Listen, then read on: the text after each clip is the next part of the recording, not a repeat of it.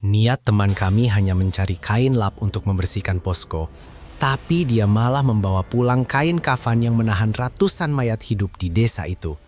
Inilah kisah malam terpanjang yang tak pernah kami bayangkan sebelumnya. Desa yang seharusnya menjadi tempat kami mengabdi dengan tulus, seketika berubah menjadi neraka berdarah hanya karena satu kesalahan sepele yang dilakukan oleh Dimas. Sebuah kesalahan kecil yang tak disengaja, yang membangunkan kutukan berusia ratusan tahun yang selama ini tertidur lelap di bawah tanah desa ini. Sore itu, udara terasa lebih dingin dan menusuk dari biasanya. Posko kami yang berada di ujung desa sangat kotor, berdebu, dan pengap. Dimas dengan niat baiknya mencari sesuatu di luar pekarangan untuk dijadikan lap pembersih. Langkah kakinya tanpa sadar membawanya terlalu dekat dengan area makam keramat di batas hutan terlarang. Di bawah bayangan pohon beringin tua, matanya tertuju pada selembar kain kusam yang tergeletak begitu saja di atas tanah pusara. Tanpa firasat buruk, tanpa menyadari aroma anyir busuk yang melekat padanya, ia memungut kain itu, mengiranya sekadar rongsokan kain bekas tak bertuan. Dengan penuh semangat, Dimas menggosokkan kain kotor itu ke seluruh perabotan posko yang berdebu. Debu tebal memang menghilang, namun sebagai gantinya, ia tanpa sadar mengoleskan sesuatu yang jauh lebih najis. Sisa-sisa tanah makam dan darah kering yang menyatu dengan serat kain tersebut menempel di setiap sudut ruangan. Ia sama sekali tidak tahu bahwa setiap usapan tangannya bukanlah membersihkan ruangan tersebut, melainkan sedang menggambar pola gaib kematian. Ia menyebar aroma busuk alam baka yang memanggil para penghuni liang lahat untuk bangkit dan menuntut kembali hak mereka yang dirampas secara lancang.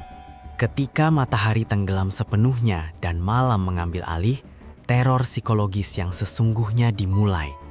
Suhu udara di dalam posko anjlok drastis hingga napas kami mengembun. Kabut pekat berbau kapur barus dan daging membusuk mulai merembes masuk perlahan melalui celah-celah dinding kayu lapuk. Keheningan malam yang mati tiba-tiba pecah oleh suara langkah kaki.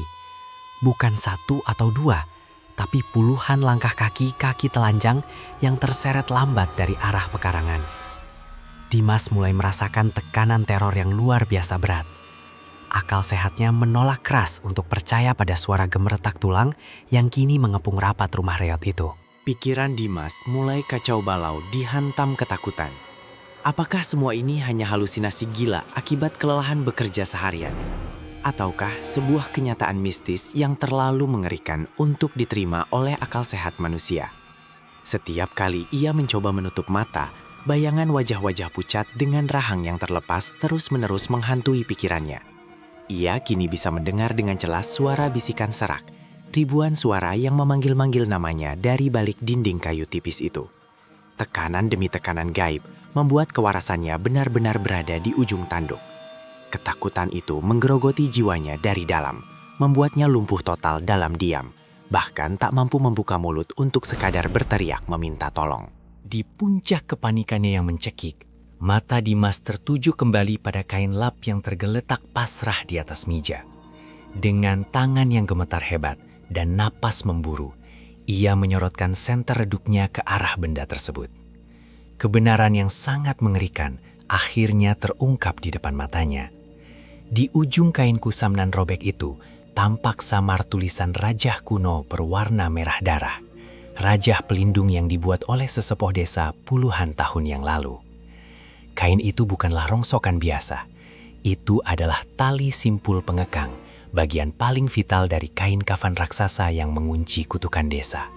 Dan malam ini, ikatan pelindung gaib itu telah ia buka dengan tangannya sendiri. Pintu kayu posko mulai bergetar hebat sebelum akhirnya retak berhamburan. Suara cakar kuku panjang yang menggaruk kayu dan rintihan tangis tak tahan terdengar menggema dari setiap penjuru rumah. Mereka datang menyemut untuk menjemput kembali apa yang telah dicuri dari pusara.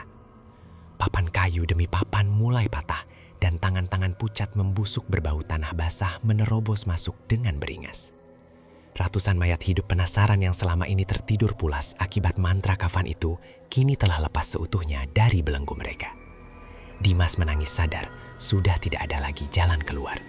Ia sendiri yang telah mengundang kematian masuk ke dalam satu-satunya tempat berlindung yang ia miliki.